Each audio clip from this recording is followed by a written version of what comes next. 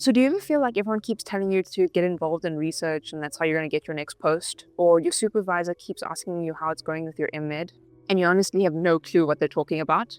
It's called the hidden curriculum theory in medicine, and this is basically an expectation that you're supposed to know something that you've never been taught. I get it, and I've been there. Hi, I'm Zahra. I'm a medical doctor, an entrepreneur, and a researcher with a master's in global surgery. And I've spent the last 7 years in medicine and figuring out what it actually takes to get a post in the public healthcare system. I work in an academic hospital in South Africa, and we're constantly bombarded with the idea of getting involved with research. And honestly, if you're anything like me, the only exposure to research that we ever had was as a fourth-year medical student for 2 weeks in your public health rotation. And so the uncomfortable reality is that we have very little exposure. Frankly, we don't know what we're doing, and we don't even know where to start. And it's okay, because the research shows again and again that we are trained to consume the research rather than to produce it. And so firstly, why does getting involved in research seem so daunting and scary? It's because it's new and unfamiliar. And so this is called the cognitive load theory.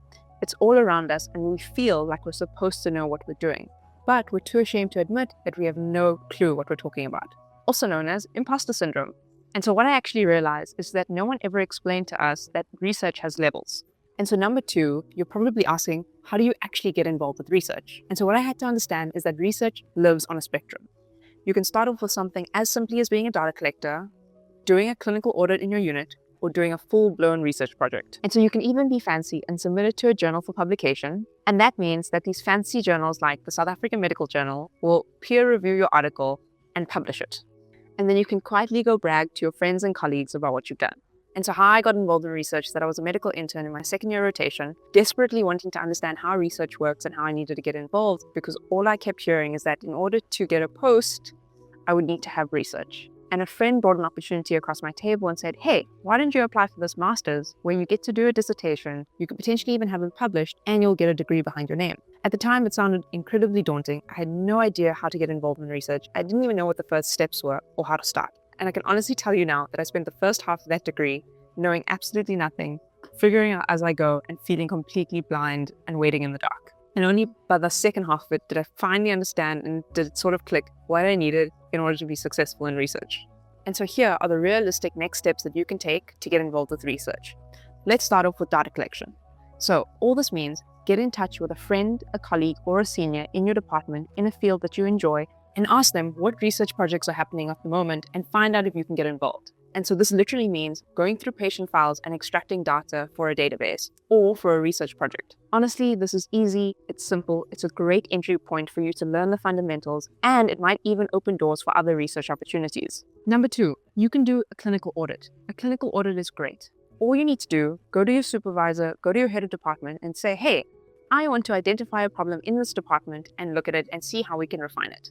So the process of a clinical audit starts by identifying a problem, measuring current practices, then comparing your practices to the ones that already exist, and then implementing a change to ultimately solve your problem. Then doing a re-audit to see if all of this worked. Understanding what standards already exist. And so ultimately what clinical audits are quality improvement tools. It's not necessarily lesser research. And so the beauty about this is that you don't need overly complicated supervision. You just need one yes, a bit of permission to start.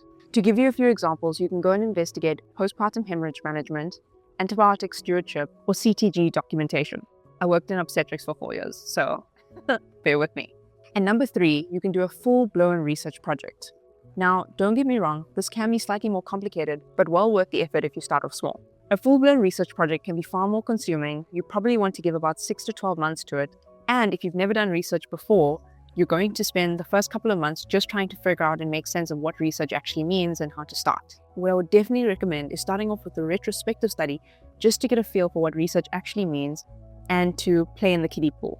It's beginner friendly and it's a great way to start. Evidence consistently shows that retrospective studies are far more commonly used in postgraduate research because it's faster and lower cost. So this is the flow of any research project.